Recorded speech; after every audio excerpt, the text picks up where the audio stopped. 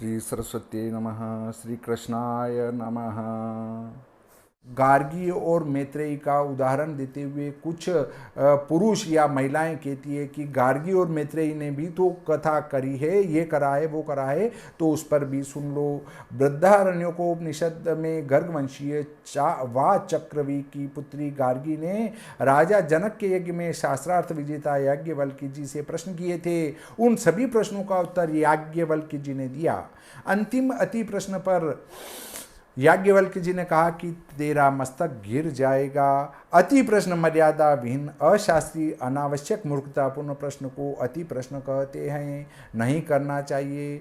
तुरंत गार्गी ने याज्ञवल्क्य जी के लिए कहा था कि याज्ञवल्क्य जी जैसे ऋषि को प्रणाम करना ही श्रेयस्कर हैं, इनसे कभी कोई विजय प्राप्त नहीं कर सकता। गार्गी के इस प्रश्न का कि ब्रह्मलोक किसमें ओतप्रोत हैं, यह स्त्री के लिए अति प्रश्न है, इसलिए मना किया था। इसका तात्पर्य यह नहीं है कि याज्ञवल्क्य जी इसका उत्तर नहीं जानते थे, नहीं, वह गार्गी उत्तर की अधिकारिणी नहीं थी, इसलिए अनुत्तरित छोड़ दिया था।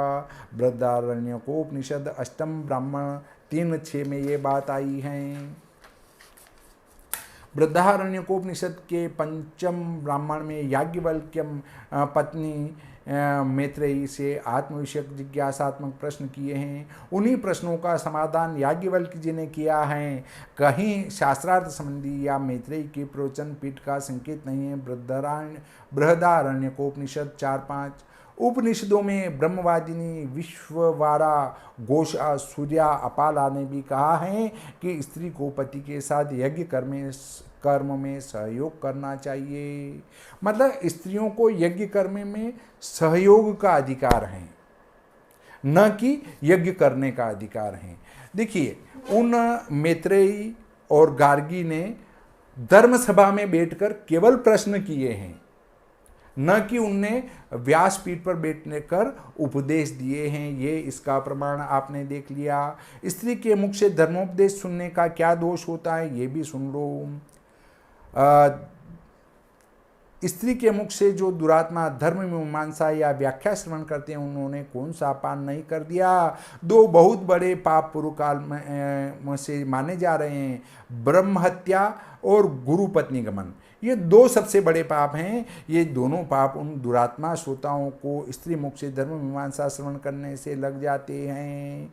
अगर कोई स्त्री के मुख से प्रवचन सुनता है, कथा सुनता है, तो उसे दो बहुत बड़े पाप लग गए। एक तो ब्रह्म हत्या करने का और दूसरा गुरु पत्नी गमन करने का। ये दो बहुत बड़े पाप स्त्री के मुख से कथा सुनने से या स्त्री के मुख से प्रवचन सुनने से लग जाते हैं। स्त्री मुखात् धर्म मीमांसा या शृणोति दुरात्मना किम तेन कृत्यम वे पापम ब्रह्मा गुरु तल्पगः। आचरण में बिना उतारे प्रवचन का अधिकार नहीं है। ब्राह्मण के श्रुति तथा स्मृति दो नेत्र हैं। ब्राह्मण के दो नेत्र हैं, श्रुति और स्मृति, दोनों परिपूर्ण होना चाहिए। जो ब्राह्मण व्यासपीठ पर बैठकर कथा करता है तो श्रुति का ज्ञान हो और स्मृति दोनों का ज्ञान हो। यदि एक का ज्ञान है तो वो काना है और दोनों का ज्ञान नहीं है तो वो अंधा है। ऐसी स्थिति में उसको कोई अधिकार नहीं होगा। देखिए, व्यासपीठ पर बैठने के लिए, इसके अलावा दूसरी बात है कि व्यासपीठ पर बैठने के लिए एक तो उसके अंग सभी व्यवस्थित हो, हीनांग न हो, मतलब दिव्यांग न हो, और दूसरा अधिकांग न हो, अधिक अंग न हो, 6 उंगली न हो, दोनों हाथों में 5 उंगली, पैरों में 5 उंगली, अर्थात 5 उंगली 5 उंगली, 5 उंगली 5 उंगली, मतलब 10 उंगली और पैर की 10 उंगली, ये होना चाहिए। इसके अलावा अधिक हैं या कम हैं या कोई अंग की कमी है या नेत्र में कोई कमी है, तो वो व्यक्ति व्यासपीठ पर बैठने का भी अधिकारी नहीं है और नहीं वो धर्मगुरु बन सकता है, नहीं वो जगत गुरु बन सकता है। इस बात का ध्यान रखें।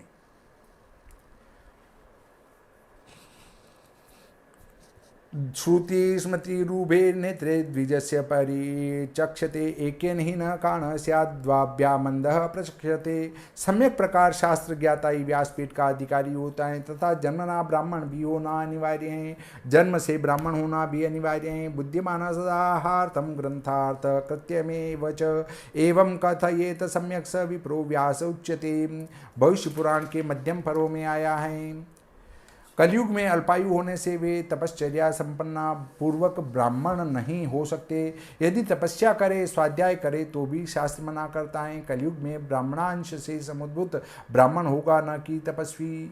देखिए, पूर्व युगों में सतयुग, त्रेता और द्वापर में किसी भी समाज में उत्पन्न होकर वो अगर ब्रह्म को जानता है और वो तपस्या करता है तो ब्राह्मणत्व को प्राप्त हो जाता है। परंतु कलयुग में ऐसा नियम है कि वह जिस वर्ण में उत्पन्न हुआ है वह उसी वर्ण का होगा, चाहे कितना ही ज्ञान क्यों न अर्जित कर ले। ब्राह्मण कुल में उत्पन्न होने वाला ही ब्राह्मण होगा, ये कलयुग का प्रमाण है।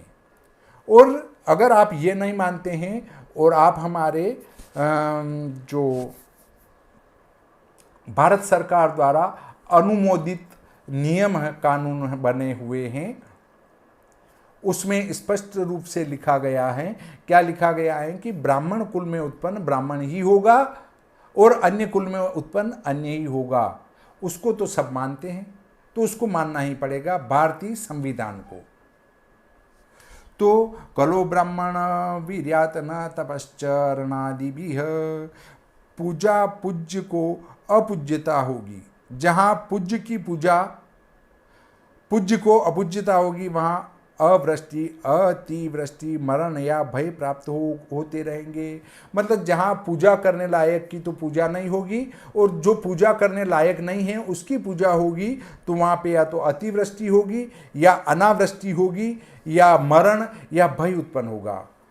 अपूज्या यत्र पूज्यन्ते पूजनीया न पूज्यते, त्रीणि तत्र प्रवर्तन्ते दुर्भिक्षम मरणम भयम। शिव पुराण में आया है। एक ही मंच लगाकर ब्राह्मण, शूद्र, स्त्री, अंत्यज सभी वर्ग बैठकर शास्त्र विमर्श से प्रवचन करते हैं। श्रेष्ठ विप्र नीचे बैठकर व्यासपीठ को तथा वक्ता जी को प्रणाम करते हैं। वे इस क्रिया से ब्राह्मणत्व, क्षत्रियत्व, वेश्यत्व से गिर जाते हैं, उनका पुण्य नष्ट होता है। यह बात धर्मज्ञाता भीष्म जी ने व्यासपीठ से नहीं सरसैया पर बताया है। मतलब अगर किसी स्त्री से, मतलब स्त्री अगर व्यासपीठ पर बैठ रही हैं और प्रवचन कर रही हैं और ब्राह्मण या अन्य कोई, या ब्राह्मण के अलावा अन्य कोई व्यासपीठ पर बैठकर कथा कर रहा है और अगर आप उसको बैठकर प्रणाम कर रहे हैं तो आप आपके ब्राह्मणत्व से, क्षत्रियत्व से, वेश्यत्व से गिर कर नीचे निम्नता को प्राप्त होते हैं और आपका पुण्य नष्ट हो जाता है। इसलिए पुरुष ब्राह्मण के मुख से ही वो भी सभी अंगों से युक्त हों और शास्त्रों का ज्ञाता हों, उसके मुख से ही कथा का श्रवण करना चाहिए। अन्यथा आप का पुण्य नष्ट हो जाएगा और नरक लोक में चले जाएंगे। अभार्याशयने विभ्रच्छूद्रम वृद्धम च वे द्विजः, अब्राह्मणम मन्यमानस्त्रणे श्वासित पृष्ठतः। महाभारत शांति पर्व में आया है। मैंने तो ऐसे कथाकार भी देखे हैं जो व्यासपीठ से कहते हैं कि नवरा रे ने नाते जावे। ये व्यासपीठ से कथा कर रहे हैं भागवत जी की और वो ऐसी बात कर रहे हैं। मेरी पत्नी भी बहुत भागवत सुनने की इच्छुक थी। मैंने कहा मेरे से ही प्रवचन सुन ले, कहीं जाने की आवश्यकता नहीं है। नहीं मानी तो मैं उसको ले गया। जब उसने इस प्रकार की बातें सुनी तो उसने कहा ऐसी कथा तो मैं भी कर सकती हूँ। तो आजकल कथा करने वाले कथा नहीं करते हैं, इस प्रकार की बातें करते हैं, नवरा रे ने नाते जावे। और दूसरा, गांव में लोग बैठे रहते हैं वृद्ध वृद्ध, और बाहर बैठकर वो कौन जा रही है, वो कौन आ रही है, इस प्रकार की कथा में बातें चलती है। इस प्रकार की कथा करने से कोई मतलब नहीं है। इस प्रकार की कथा कराने की बजाय तो बिना कथा के रहना ही उत्तम माना गया है। तो इस प्रकार आज का ये प्रकरण यहीं समाप्त करते हैं। आपको बुरा तो लगा होगा, पर कोई बात नहीं, जो शास्त्र में लिखा है मैंने शास्त्र की बात आपको बताई है। अगर आप शास्त्रों को मानते हैं तो इन बातों को भी मानना पड़ेगा, या फिर आप शास्त्रों को मानना छोड़ दें। श्री सरस्वती नमः। श्री कृष्णाय नमो नमः।